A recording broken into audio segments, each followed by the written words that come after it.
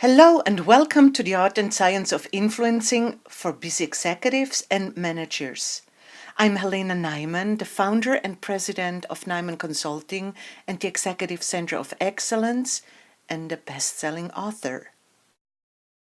I care about excellence and results, and I will do whatever it takes to get you the tools necessary to create a successful influence strategy. This is one of the most popular classes for our busy executives and managers. I respect your time and I have synthesized all information for you. All sessions are less than 10 minutes and they should fit into your busy schedule. At the end of this class, you will be able to identify your most important stakeholders for your influence campaign, and you will know about your stakeholders' incentives and the tactics you need to use to influence these stakeholders. Let's take a look at the overview of the 9 parts. A fact is, to lead, you must be able to influence others to think, speak, act, and feel differently. Let's go over the 9 parts of our course. Part 1 is the intro. We will be talking about principles and facts of influence. Part 2 is about Principle 1, setting a specific, measurable goal. Part 3 is about Principle 2, assessing the situation. Part 4 is about Principle 3, finding the hook. Part 5 is about Principle 4, structuring the approach. Part 6 is about Principle 5, preparing for the worst. Part 7 is about Principle 6, rehearsing.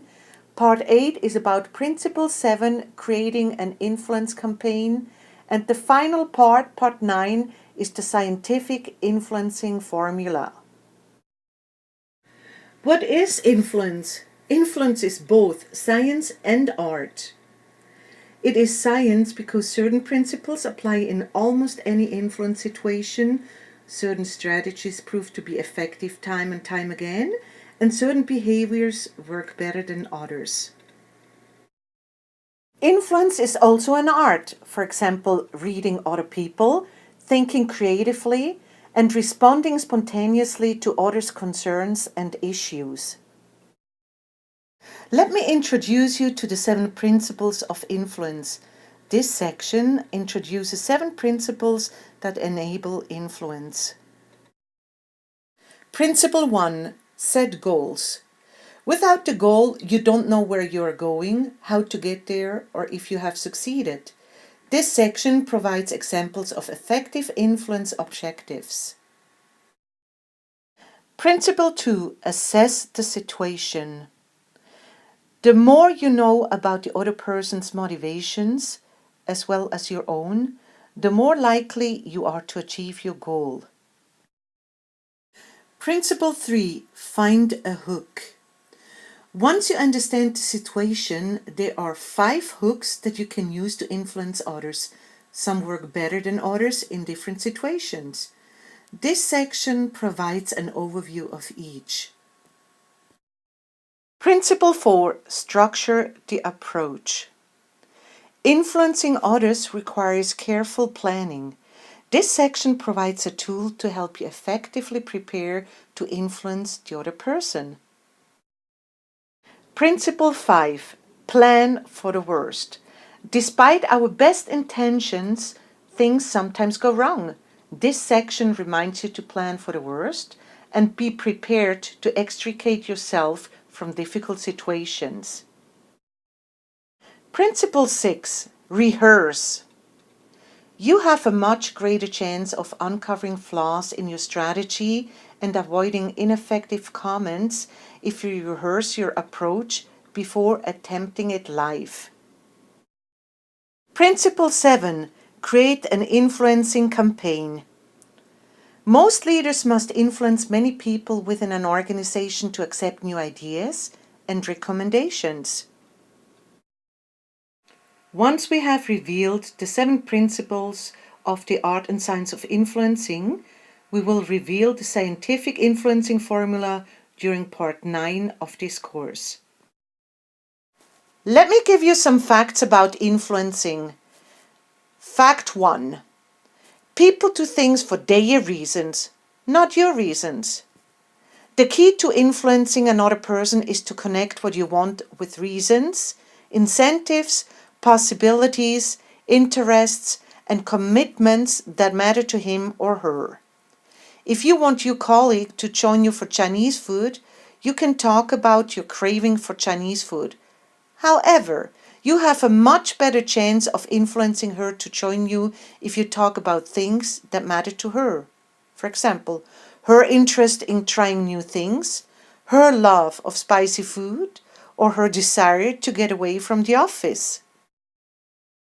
Principle number 2. Most leaders forget the first principle and constantly need to be reminded of it. Time and again, executives forget that people do things for their reasons. As a result, other people perceive them to be poor listeners, overly aggressive, manipulative, and/or coercive. Keep reminding yourself of the first principle until it becomes a habit.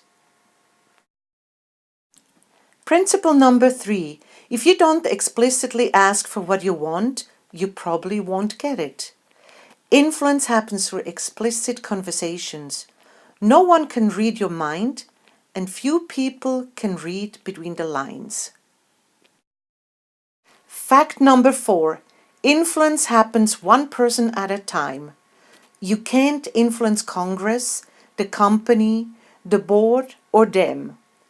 However, you can influence Senator Joe Smith, the Vice President of Marketing, or the Chairman of the Finance Committee.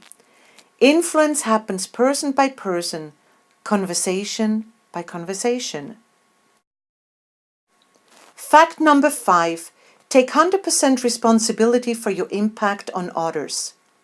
Just because you intend to get a point across doesn't mean you succeed. Leaders take full responsibility for failing to have the impact that they intend to have.